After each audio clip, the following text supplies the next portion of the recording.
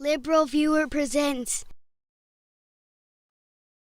So, welcome to the May 13th edition of LiberalViewer Monday Media Mixup.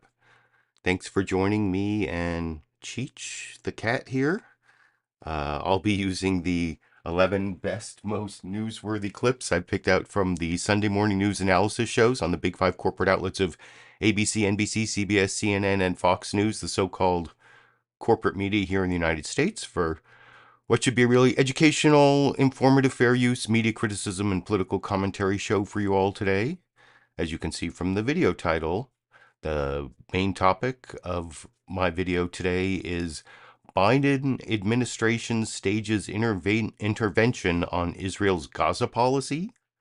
And before I explain the title, I'd like to show you the one joke that Saturday Night Live Weekend Update did on the Israel situation last Saturday, which really didn't work as a joke for some reason over here. Israeli officials are reportedly furious after the U.S. withheld a shipment of weapons. But yes, sometimes people get angry at their intervention. All right, that was... I don't know why that joke didn't work, because I actually like that sort of analogy for what's going on with the Biden administration in Israel. All the Republican extremists, and you'll see some of those in the newsmaker clips, are attacking the Biden administration for being anti-Israel. But what's really going on is more like an intervention, which, an intervention is not staged by your enemies. It's like your friends who think that you are doing something that's hurting yourself. And you'll hear about that, especially when I get to Senator Chris Murphy in my penultimate newsmaker clip. By the way, down in the video description under media mentioned, I have a list of all 11 clips with short summaries if you want to see what's coming up. And having started with that brief political comedy from Saturday Night Live, I'm going to move on to the news summaries, which all cover this topic to some extent or another. The first longest one is the Fox News Sunday news summary. They have Benjamin Hall in as the substitute host for Shannon Bream. You may remember Benjamin Hall is being severely injured covering the war in Ukraine for Fox News over a year ago now. It was a couple years ago anyway. And I talked about that, covered that back when it happened, and now he's recovered and actually hosting Fox News Sunday along with Trey Yingst. I think Benjamin Hall does start off with some bad facts about what's going on in Gaza, the bad situation there, even talks about imminent famine, but then transitions over to Trey Yingst, who basically does public relations set for the Israeli Defense Forces. Even when he covers the protests against Netanyahu, it's the one quote they have from the protests is someone who wants more force used to get the hostages back. And anyway, I'll talk about that first news summary after we watch it together over here. And hello from Fox News in Washington. Here are the headlines from the Israel-Hamas war. Thousands of Palestinian civilians are trying to flee Rafah after Israel ordered an evacuation of the southern Gazan city Saturday. An IDF spokesman says dozens of Hamas militants have been killed in targeted operations, and Israel now controls the Gaza side of the main crossing gate from Egypt. The World Food Programme says it is running out of food to distribute in southern Gaza, fearing civilians could face a full-blown famine. Here in the U.S., demonstrators calling for a ceasefire continue to protest, hundreds shutting down the upper level of New York City's iconic Manhattan Bridge. And commencement ceremonies at a number of universities across the country saw disruptions this weekend, including the University of Wisconsin at Madison, the University of Texas at Austin, and UC Berkeley. In a moment, we'll talk with Republican Senator Rick Scott and House Armed Services Committee ranking member Democrat Adam Smith. But first, let's turn to Trey Yingst on the ground in southern Israel. Trey, good morning. Benjamin, good morning. With diplomatic efforts to end the war unsuccessful, here along the Israel-Gaza border, airstrikes continue against Hamas positions. Nearly 220 days into the war between Israel and Hamas, the battle rages on. Israeli forces are now operating again in northern Gaza, going after cells of Hamas fighters and launching new airstrikes, while ground troops move in on Gaza's southernmost city of Rafah. Since the start of our precise operation against Hamas in Rafah, we have eliminated dozens of terrorists, exposed underground terror tunnels, and vast amounts of weapons. The Israel Defense Forces say more than 300,000 Palestinians have fled Rafah for the Mawasi humanitarian zone that sits along the Mediterranean Sea. More leaflets were dropped with evacuation orders in recent hours. Words cannot describe how we feel right now, like people who were forced to flee from northern Gaza to the south. Now people living in the south have to flee to the central part. Life is extremely difficult, unbearable. Pressure continues to mount on Israeli Prime Minister Benjamin Netanyahu to call off the Rafah ground invasion, cut a ceasefire deal, and end the war. Not only is the Israeli leader facing continued international pressure from the Biden administration and others over increasing civilian casualty rates in Gaza, but he's also seeing fresh demonstrations against his government that currently lacks a plan to end the conflict. More than 7 months into the war, Hamas still holds 132 people hostage, some dead and some alive. Use the full force required to bring our loved ones at any cost necessary in order to restore peace of mind and comfort to the bereaved and hostages' families. Amid negotiations to get the hostages out of Gaza, Hamas maintains an ability to target major Israeli population centers. Earlier today, we heard rocket sirens sounding in the southern city of Ashdod. Benjamin? Yeah, those rockets, they keep coming. Trey, has there been any update on the humanitarian pier that the U.S. military was building? And I suppose, is there any danger to U.S. soldiers as that starts to move towards Gaza? Yeah, so we understand that the pier is now complete. This $320 million project was slightly delayed due to weather and the tide. But once it's in place, U.S. officials do estimate around 90 trucks of aid a day will be able to pick up supplies from the Mediterranean coast and take it into Gaza to help many vulnerable Palestinians there. Benjamin? Yeah, Trey Yingst, thank you very much. Reporting from Israel there. Trey, thanks. See you later. Well, joining us now is Florida Senator Rick Scott. And I will have a clip of Rick Scott who says something like completely, well, almost as unhinged as the Lindsey Graham clip I'm going to show you, but gets no pushback. And he sort of corrects himself without ever getting cross-examined by Fox News, of course. I think I pretty much pre-criticized that summary. You saw the full force comment from the protests. You saw the extensive coverage of what the Israeli Defense Forces are saying about how careful they're being and how they're evacuating hundreds of thousands of people. Of course, there's like over 1 million people in Rafah, and they didn't call it a population center being hit by bombardment like they did when they talked about Israel being hit by rockets in population centers. But it's kind of biased reporting as usual, and it's a little better on the journalistic outlets. The next one is NBC News Meet the Press, and it also reports more on the Biden administration intervention that really wasn't covered in the Fox News Sunday News Summary. Here's Kristen Welker with that news summary that I'll talk about with you a little more after we watch together over here. Good Sunday morning and happy Mother's Day. Today, the world's eyes are on Gaza as the Israeli military widens operations, including ordering more evacuations from parts of Rafah, a densely populated area in southern Gaza, despite President Biden's stark warning that he'll withhold weapons if they launch a major operation.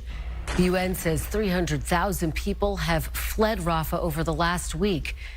Now, last week, the White House halted a large shipment of 2,500-pound bombs to Israel. And on Wednesday, President Biden warned the pause could extend to even more weapons, even though the administration continues to send smaller arms. It's the president's greatest break yet with the Israeli government. And Mr. Biden made a striking admission that bombs supplied by the U.S. have killed civilians in Gaza. Civilians have been killed in Gaza as a consequence of those bombs and other ways in which they go after population centers. And I made it clear that if they go into Rafah, they haven't gone into Rafah yet. If they go into Rafah, I'm not supplying the weapons that have been used historically to deal with Rafah, to deal with the cities. It's a notable evolution from the way the president talked about civilian deaths back in October. The Hamas-controlled Gaza Health Ministry says Israeli forces have killed over 6,000 Palestinians, including 2,700 children. You've previously asked Netanyahu to minimize civilian casualties. Do these numbers say to you that he is ignoring that message? What they say to me is I have no notion that the Palestinians are telling the truth about how many people are killed. I'm sure innocents have been killed, and it's the price of waging a war. I think we should be incredibly careful. I think not we, the Israelis should be incredibly careful, but I have no confidence in the number that the Palestinians are using. Now, on Friday, the State Department released a report criticizing Israel for failing to protect civilians in Gaza, saying the results on the ground, including high levels of civilian casualties, raise substantial questions. The report says it is reasonable to assess that Israel has violated international law in Gaza, but said the U.S. hasn't been able to verify instances that would justify withholding military aid. That finding allows the U.S. to continue supplying weapons to Israel. Responding to President Biden, Israeli Prime Minister Netanyahu said Israel is prepared to go it alone. I've known Joe Biden for many years, so 40 years and more. We often had our agreements, but we've had our disagreements. We've been able to overcome them. I hope we can overcome them now, but we will do what we have to do to protect our country, and that means protect our future. And that means we will defeat Hamas, including in Rafah. We have no other choice. And joining me now is Secretary of State Antony Blinken. So, yeah, that was the NBC News report. I was just laughing because I noticed this before. Why is Benjamin Netanyahu giving his interview to Dr. Phil? I mean, that seems like it really might be the correct place to stage an intervention would be with Dr. Phil, but no, I think Dr. Phil is taken sort of a rightward lurch recently. I think I saw him praised on Fox News in the last few weeks, so maybe that's why. But anyway, otherwise that was a pretty good look at the significant change in the Biden administration policy and that kind of ambiguous report that came out last Friday, the national security memo about the use of Israeli or U.S. weapons by Israel in Gaza that said, that it's reasonable to assess that they might have violated international law, but we don't have enough evidence to stop sending them weapons yet, or it was really trying to bridge two different viewpoints that I don't think it did a great job on. And that'll come up later, I think, in Margaret Brennan's questioning of Senator Tom Cotton. But I want to finish the news summaries. The CNN State of the Union one is also pretty good on this big change in the Biden administration policy. And it even includes a short little interview from George Stephanopoulos with the Biden administration over here. Good morning and welcome to This Week. With tens of thousands of Palestinians killed, with protests raging on college campuses across the country, and with Israel poised for a full-scale assault into southern Gaza, this was the week President Biden put his foot down. After months of urging Israel to do more to protect civilians in Gaza, the president announced that he has withheld U.S. weapons that were supposed to be sent to Israel and warned that more could be stopped if Israel invades the city of Rafah. But at the same time, a State Department report out Friday fell short of concluding that Israel violated international law.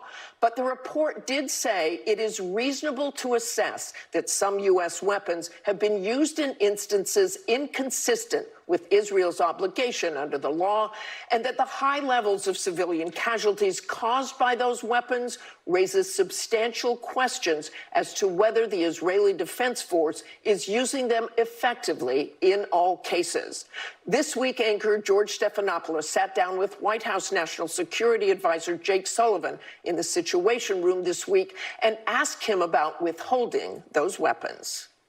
Israel's ambassador to the United States has responded to President Biden's decision not to provide some offensive weapons that could be used in the Rafah invasion, saying it sends the wrong message to Hamas and puts Israel in a corner. How do you respond to that?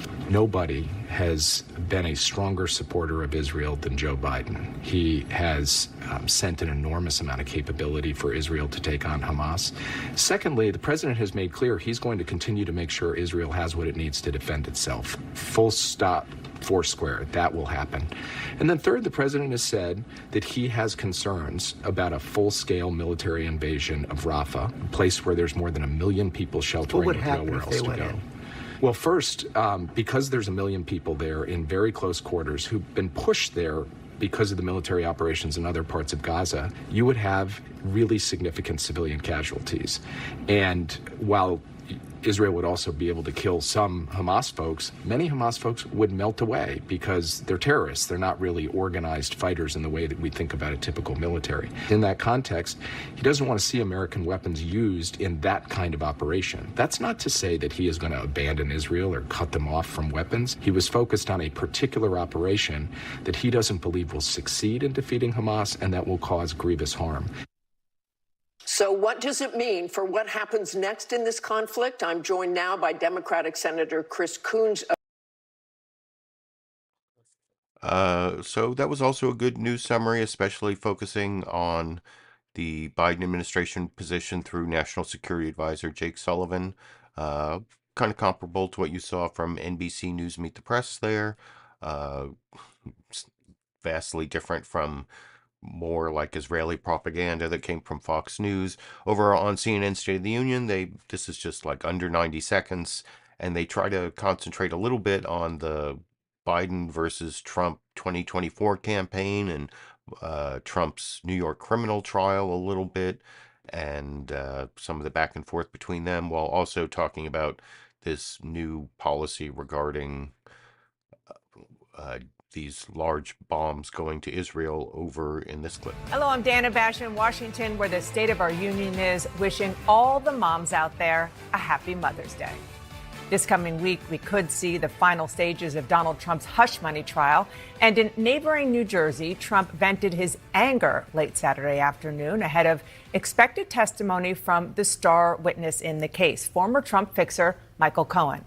On the West Coast, President Joe Biden is looking to capitalize on his opponent's predicament, calling Trump, quote, clearly unhinged during a closed-door fundraiser. But Biden faces growing political problems of his own after his stark new ultimatum this week to Israel in an interview on CNN, vowing to block some U.S. military aid to Israel if it invades the Gazan city of Rafah. Israel seems undeterred, ordering 300,000 Gazans out of Rafah.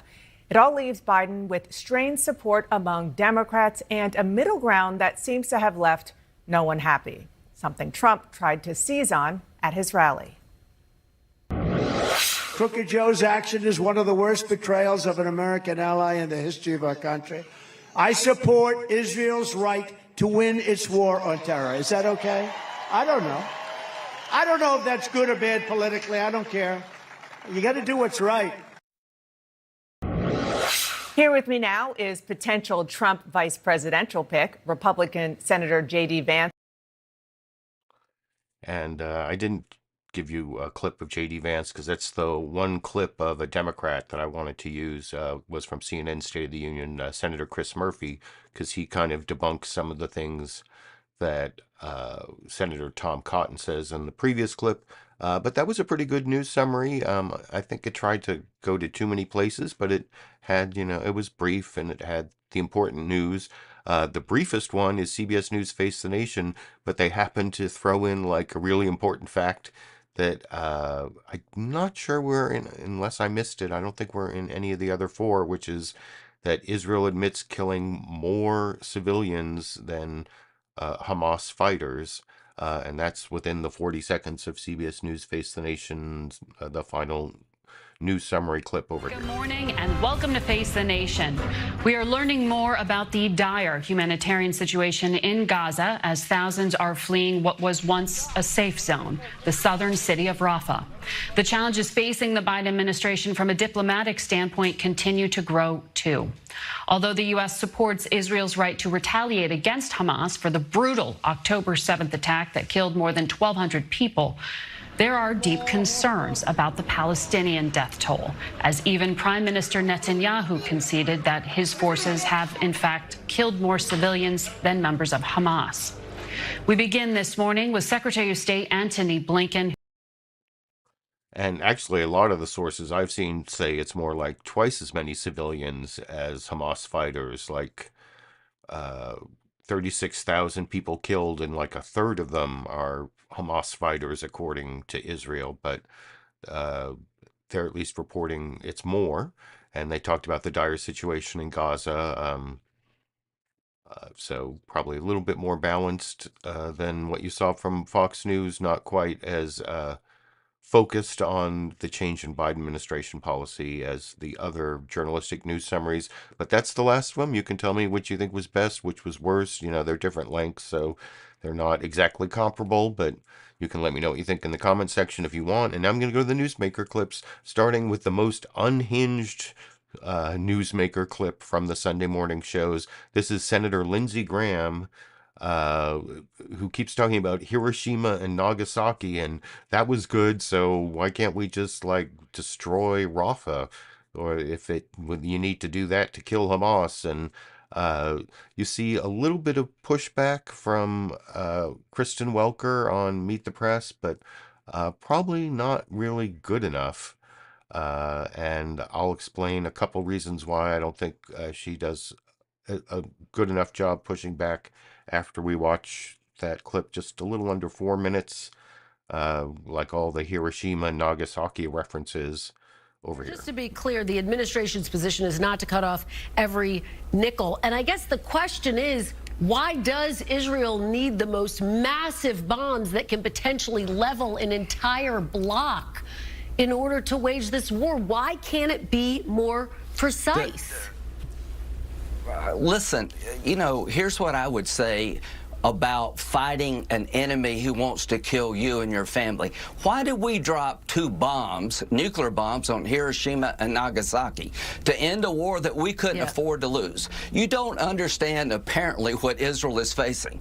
They're facing 3 groups. Iran, who has received $80 billion in aid. When Trump left office, they were exporting 300 barrels of oil a day. Now they're at 1.3 million a day. They've been enriched by Biden. They're taking that money to kill all the Jews. So when we were faced with destruction as a nation after Pearl Harbor, fighting the Germans and the Japanese, we decided to end the war by bombing Hiroshima and Nagasaki with nuclear weapons. That was the right decision. Give Israel the bombs they need to end the war they can't afford to lose, and work with them to minimize casualties. Senator, military officials would argue that there has been so much technology since those bombs were dropped that for that very reason, that is why Israel and other developed countries can be more precise. But let me ask it this way, because President Biden is not the first president to use arms shipments to try to influence Israeli policy. As you know, former President Ronald Reagan on multiple occasions withheld weapons to impact Israel's military actions. Did President Reagan show that using U.S. military aid as leverage can actually be an effective way to rein in and impact Israel's policy? When you're telling the world you're going to restrict weapons delivery to the Jewish state who is fighting a 3-front war for their survival, it emboldens Iran. It emboldens Hamas. Sinwar is probably juiced up on the idea there's daylight between the United States and Israel. The hostage deal is harder. This is the worst decision in the history of the U.S.-Israel relationship to deny weapons at a time the Jewish state could be destroyed. So here's what I would say. There is some hope we can get over this. non-negotiable the destruction of Hamas. Nobody in Israel will allow Hamas to be standing militarily or politically when this is over. How we get there is subject to negotiation. My problem is not with the weapons that Israel is using. My problem is with the tactics that Hamas is using, and the idea that America would not send a nickel of aid, echoed by a United States senator when all the Jews are trying to be killed by radical Islamic groups, tells us where we're at as a nation.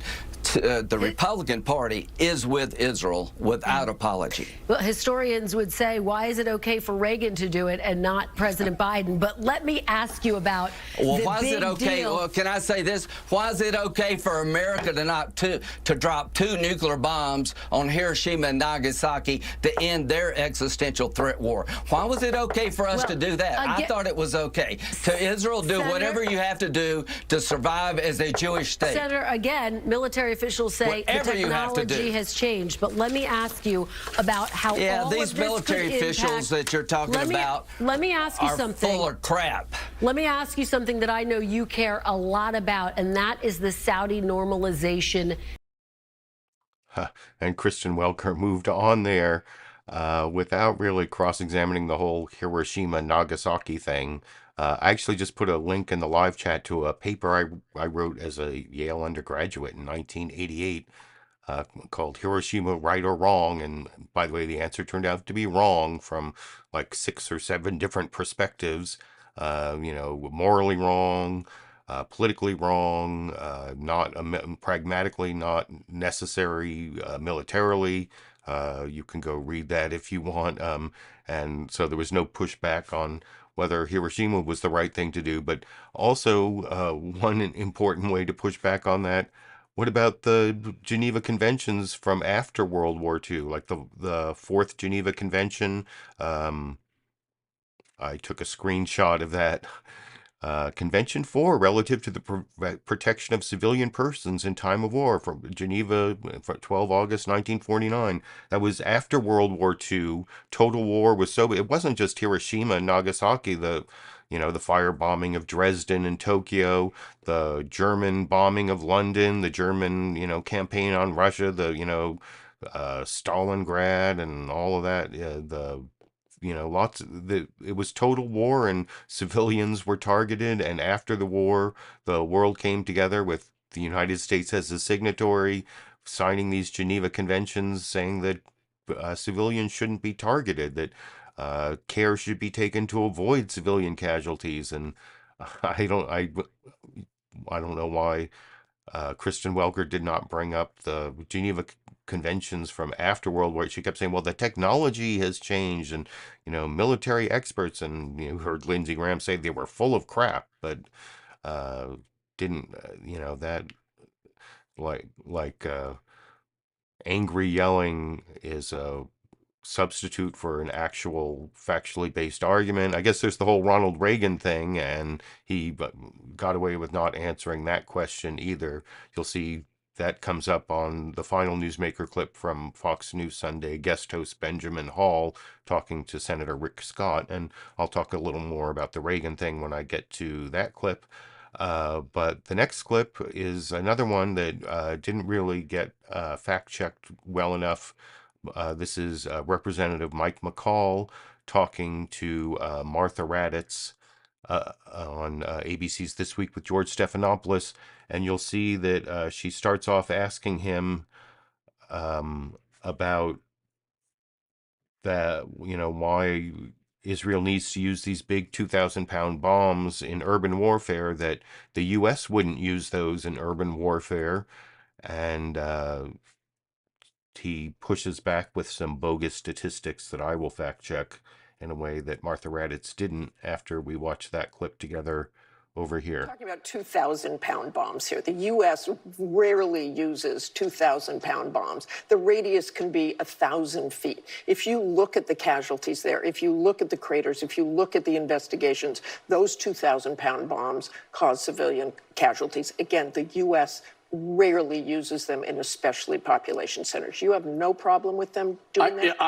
The precision-guided weapons, I think the problem, Martha, is that you keep saying precision-guided, and that may be a term, but again, the blast radius is enormous. Well, the problem is Hamas embeds itself with its own people, and they put themselves as human shields up to attack. And they are the ones blocking a lot of this aid that they're trying to get in. They destroyed Erez. They destroyed the checkpoint going from Israel into the Gaza, into Rafah itself. And it's really hard to contend with an enemy like that. I'll give you a kill-to-ratio number. Let me just say that. You say human shields. Without question, they are doing that. And Senator Coons said the same thing. They're being used as human shields. They're in these tunnels. But would you be comfortable if U.S. troops were in Gaza, say, and doing the same thing with that enormous amount of casualties, the destruction of that? We didn't use 2,000-pound bombs in Mosul when we were going after ISIS. We didn't destroy Kabul. We didn't destroy Kandahar. So would you be comfortable if this was a U.S. operation, U.S. military? Well, I think a good comparison is what happened in Iraq and Mosul and Fallujah, where the kill ratio between ISIS-K and civilian was one ISIS-K to 5 civilian. And in this case, it's 2 civilian to 1 Hamas. So it's actually the civilian casualties. Where are those from? That's what we've gathered. Those are the facts and figures that we have. That's actually lower than what America did in Iraq. Again, people that I've talked to who were in Iraq, who were in Afghanistan, members of the military say we would not do a war like this. And if there were mistakes made, they would admit it. Look, I know our CENTCOM commanders are working with them. And so Martha Raddatz was asking where Representative Mike McCall got his numbers on the number of civilians killed versus Hamas fighters. He actually had the 2-to-1 numbers. Like I was saying, it's like 12,000 Hamas fighters of total 36,000 people killed in Gaza. So it's like 24,000. It includes 14,000 children. You remember I was talking about that a couple weeks ago. 14,000 children killed, which is more children killed than Hamas fighters, if anyone cares about that. But the thing, Martha Raddatz had some feeling there that people, she has really good contacts in the military, and they say, when they were fighting ISIS, this isn't how they would do it, and you can't use these big bombs on civilian, densely populated civilian areas, and that's all good, but she let Mike McCall get away with saying it was like 5-to-1. It was 5 civilians for every ISIS-K fighter killed in Mosul, and that's just not correct, at least according to the Modern Warfare Institute at West Point. They did some case studies on urban warfare. I put a link to this page down in the video description under sources, and if you read through that, it says that there were like 2,300 to 3,200 civilians killed in Mosul, so like 2,000 or 3,000 civilians, and then they couldn't count exactly, but there were thousands of ISIS fighters killed in Mosul. So it probably sounds, thousands is at least 2,000, and the civilians were 2,000 or 3,000, so it's more like 1-to-1. And if the thousands of fighters killed were more than the 2,000 or 3,000 civilians, it might be more fighters than civilians. It's hard to say exactly what the right number is, or like what the line is between acceptable and unacceptable, but it certainly wasn't 5-to-1 like Mike McCall said, and Martha Raddatz didn't bring that up. Now, the next clip here, newsmaker clip, is Senator Tom Cotton talking to Margaret Brennan on CBS News Face the Nation. He keeps using the word de facto. He always has like these catchphrases. It was like Little Gaza, remember, a couple weeks ago? Well, now he's like calling the fact that the Biden administration has halted like one shipment of really large bombs, like these 2,000-pound bombs. That's a de facto arms embargo, even though we're sending billions of dollars worth of arms to Israel. I don't know how that's a de facto arms embargo. And eventually Margaret Brennan pushes back on that. But then by the end, he says, de facto pro-Hamas, or like the Biden administration is de facto in favor of a Hamas victory, and doesn't really get the pushback that he should on that one. You'll see Margaret Brennan changes subjects. Maybe she just missed that one. So there's some good cross-examination, but not perfect, in a clip that I will talk about with you a little more after we watch it together over here. Well, actually, it says the U.S. intelligence community notes security forces in Israel have inflicted harm on civilians in military or security operations, potentially using U.S.-provided equipment. U.S. assesses Israel could do more to avoid civilian harm. So it doesn't say they're not doing it. It says they can't, for some reason, come to a clear conclusion. No, Secretary Blinken's own report says there's no evidence, that they can't reach that conclusion. Ben Cardin, the senior Democrat on the Senate Foreign Relations Committee, agrees that the report says there is no evidence. In fact, he also says that Joe Biden was wrong to impose this de facto arms embargo on Israel. Again, Israel is doing more than any military in history, in all likelihood, to prevent civilian casualties. If Hamas did not hide behind and under civilians, there would not be civilian casualties. For that matter, if Hamas simply surrendered and turned over all these hostages, there would be no more civilian suffering in Gaza. Which is what President Biden says as well. But I mean, I know you're a lawyer. You went to Harvard Law. You were an Army officer. You deployed to Iraq. You deployed to Afghanistan. It has to trouble you when the Israeli prime minister says himself that they killed more civilians than terrorists. Thousands more civilians than terrorists. It troubles me deeply that Hamas is using those civilians as human shields, because that is their strategy. Remember, so should U.S. But to that point, though, because the United States provides billions of dollars in weapons to Israel, should it have a say in how those weapons are used? Because the needle Blinken seemed to be trying to thread here was to say it was very specifically tailored in terms of withholding these large bombs, the 3,500 bombs. Well, the reason Israel needs these larger bombs is because Hamas has buried tunnels where they're holding hostages and where its leaders are holed up deeply underground. They're also potentially delaying the kits that allow these so-called dumb bombs to become smart precision bombs. The JDAM kits that they're reviewing. And apparently, based on reports this morning, the administration even says they're withholding intelligence about the location of senior Hamas leaders and therefore hostages, to include potentially American hostages, from Israel to try to force Israel not to go into Rafah. The White House denies that, and John Kirby briefed the other day that the U.S. is sharing intelligence, including the location of Yahya Sinwar, who has not been killed in the 7 months of this war.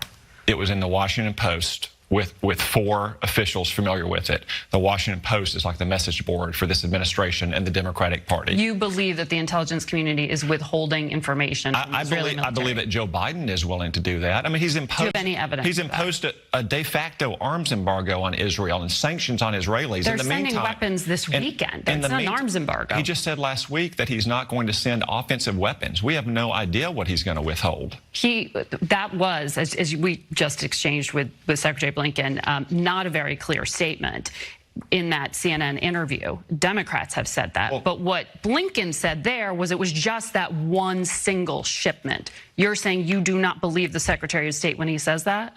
Margaret, in March of 2022, Tony Blinken came on your show, this very show, and said the United States would be perfectly fine to see fighter jets sent to Ukraine.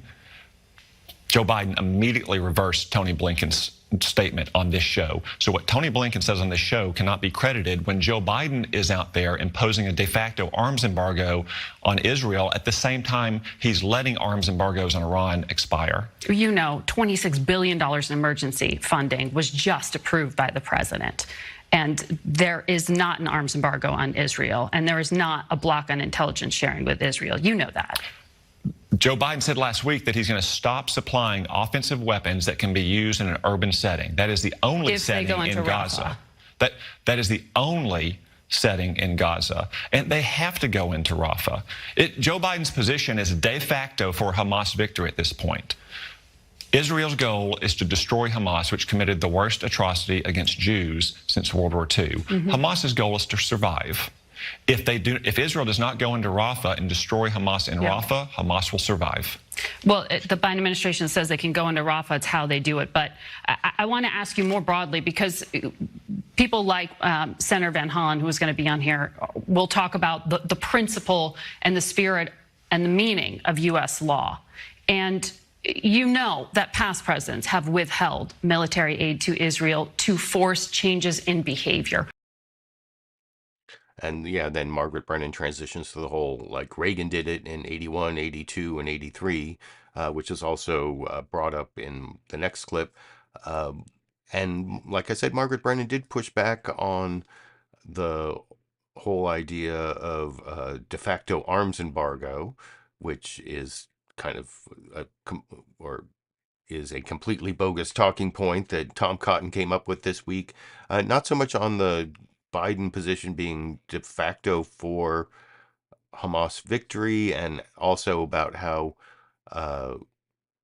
Israel has to go into Rafah to destroy Hamas. I mean, that's not really Hamas is probably going to survive. They may not rule in Gaza. That's the question, like who's going to be in charge of Gaza. But whether Israel goes into Rafah or not, there's going to be some Hamas fighters, and some have like reappeared in the towns that in Gaza that Israel's already destroyed.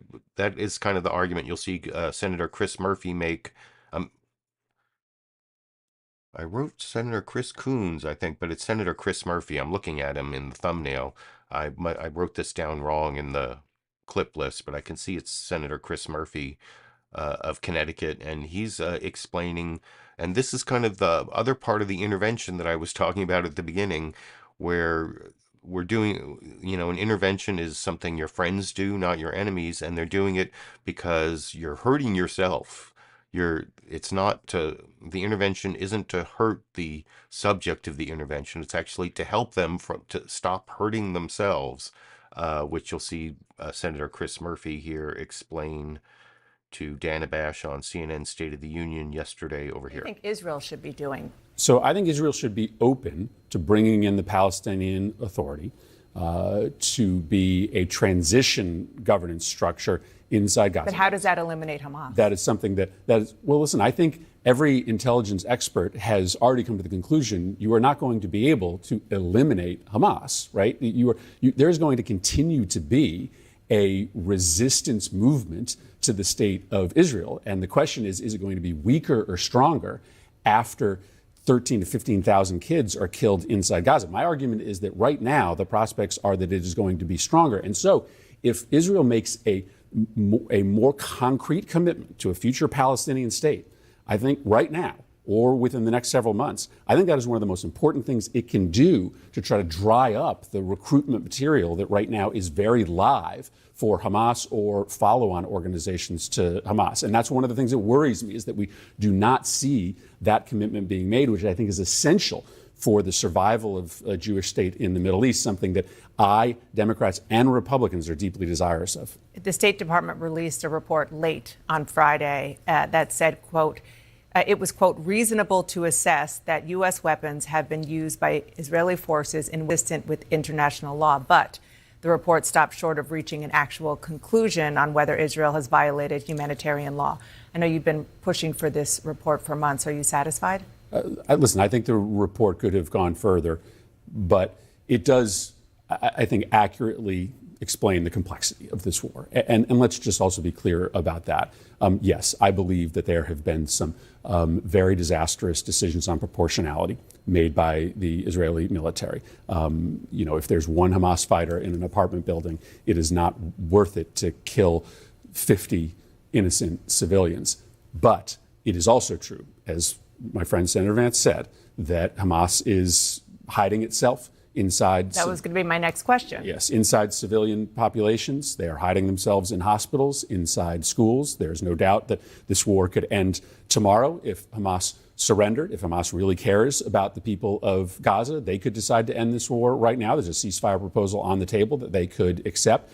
So I am certainly willing to call out Israel when I think that they have made strategic and moral mistakes in this war. But a lot of the focus here tends to be on Israel when we should be calling out Hamas for the attacks that began this war, the way in which they have violated the rules of engagement, and the fact that the quickest route to end this war is for Hamas to surrender and protect the people of Gaza. So, yeah, that's a little breath of fresh air there from Senator Chris Murphy, who has a more nuanced, balanced approach and explaining both that Hamas is a terrorist organization that committed real crimes on October 7th, and even before that was a poor steward of Gaza and not good for the Palestinian people there, the millions of Palestinian people who live in Gaza, but that going into Rafah is not going to destroy Hamas. In fact, Hamas is not going to be completely eliminated. They can be dethroned, but not completely eliminated, certainly not by military means. But by political means, maybe over time. That's a more intelligent position than I think you saw from Tom Cotton, or you're going to see from Senator Rick Scott in the final newsmaker clip I'm going to show you next.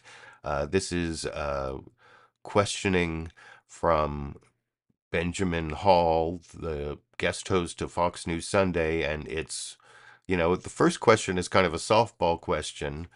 Like what it's almost it's coming from a position of negativity on the Biden administration, putting some restrictions on arms going to Israel, or stopping arms shipments to Israel, I believe is the way Benjamin Hall phrased it. Like, what message does that send to Israel? What message does it send to Hamas? And it's a softball question where it sends them the message that Hamas is going to win and Israel is siding with Hamas or whatever, which I think, having watched the Chris Murphy clip, will not really ring true for anyone, hopefully.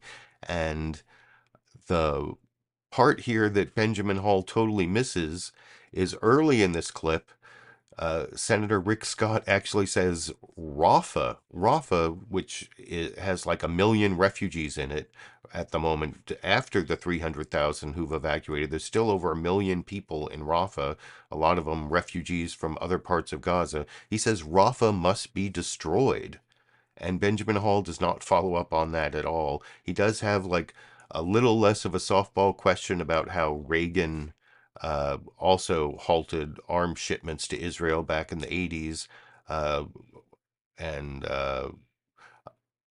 I actually remember that. I was in Israel in 1982 during the Israeli invasion of Lebanon. I even went to the Lebanese border, and I remember that they called it Operation Peace for Galilee at the time. It was, I think, arguably the first of Israel's offensive wars, and Reagan wasn't very happy about it, and some of the U.S. arms being used. That also had the whole thing with the Palestinian refugee camps in Lebanon, and the Sabra and Shatila, and what was that? Oh, Ariel Sharon, who was like worse than Netanyahu. There all sorts of bad things happened back in the 80s, and that's why Reagan had to put pressure on the Israeli government back then, and Republicans never answered that question. You saw that Lindsey Graham shouted his way about, and started shouting about Hiroshima and Nagasaki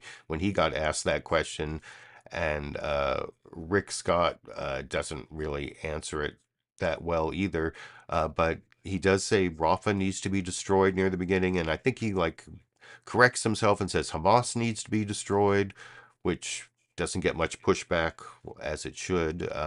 And then near the end, he almost says Rafah needs to be destroyed and corrects himself and says Hamas needs to be destroyed in the final newsmaker clip that I've completely pre-criticized for you, I guess.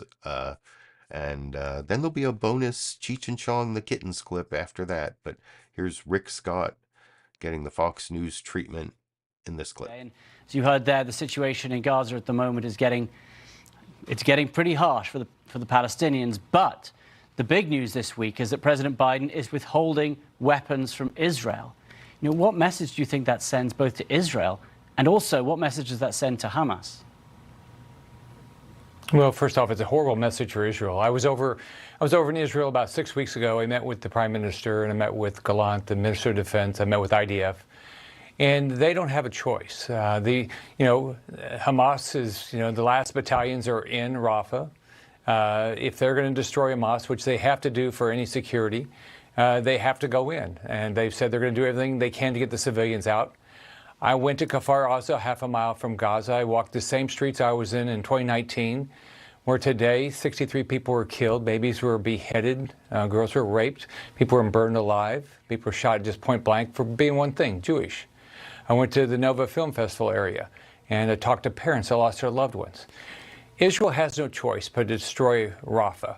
I've always believed that Biden is unfortunately now part of the pro-Hamas wing of his party. That's all they're worried about is he's worried about winning a presidential election. Thank God for President Trump. He is one of the most pro-Israel presidents in our history, and I hope he wins so we can get somebody in there that's going to support Israel. It's disgusting. If money that goes to Gaza is going to Hamas, whether we like it or not, it's not going to the Gazans. It's going to help Hamas. Those tunnels were built with money from America. Those missiles or rockets that were sent into Israel, those are money for America.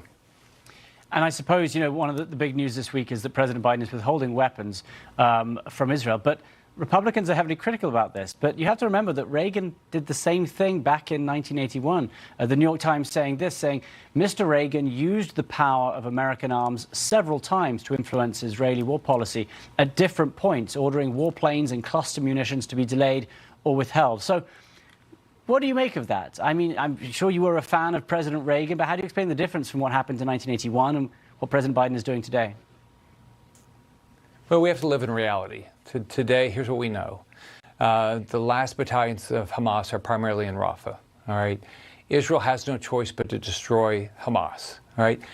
Egypt, unfortunately, won't open up their borders to let the Palestinians or the Gazans come in. I mean, that's frustrating that that's not happening. I don't know why Biden is doing nothing to force Egypt to open up their borders so the civilians, if he was worried about the civilians in Gaza, get Egypt to open their borders and let them come in.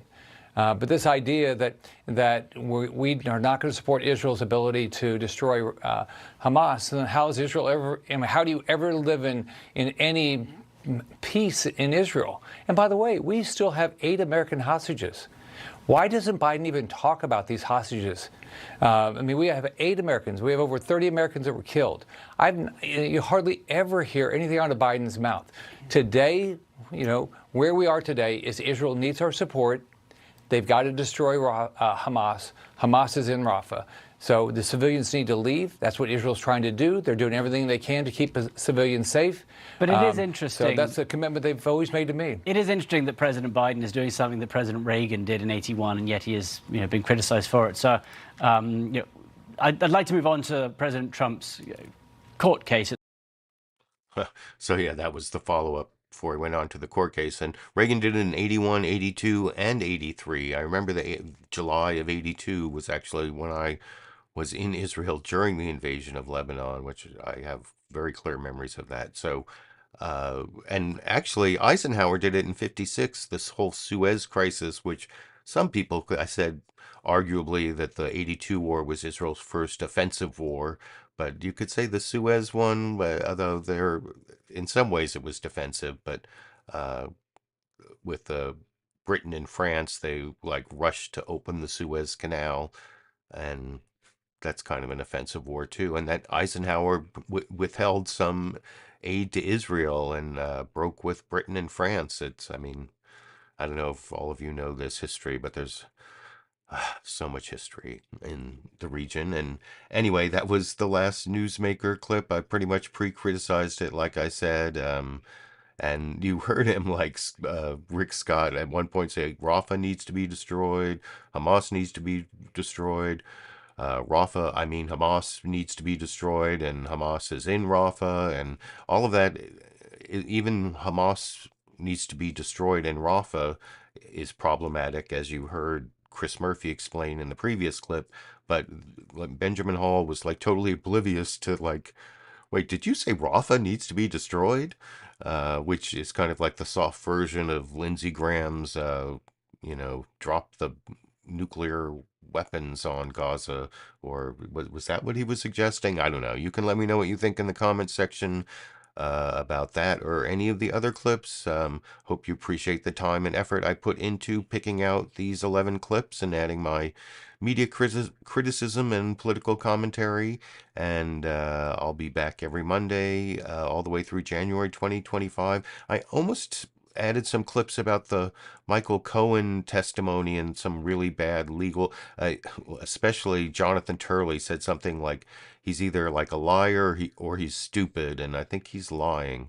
And maybe I'll make a separate video out of that sometime this week. You never know. But if I don't have some other reason to upload a video, I will be back every Monday through January 2025. And I promised a bonus clip of my cats Cheech and Chong, and I played with like a fishing pole toy with them this morning when they were like lying in the sun, and I recorded it for you over here.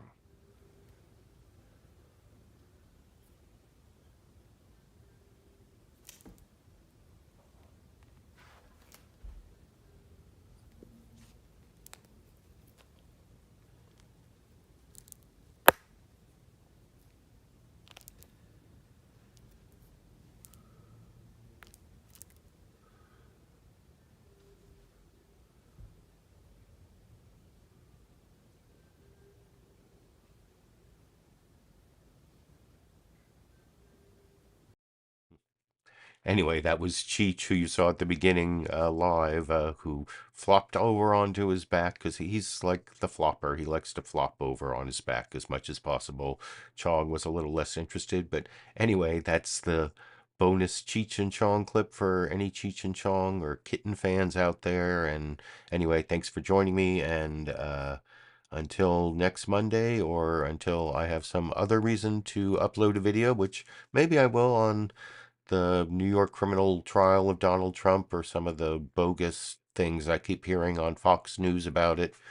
Maybe I will, but if not, I'll see you next Monday, and I guess I'll see you all around the internet.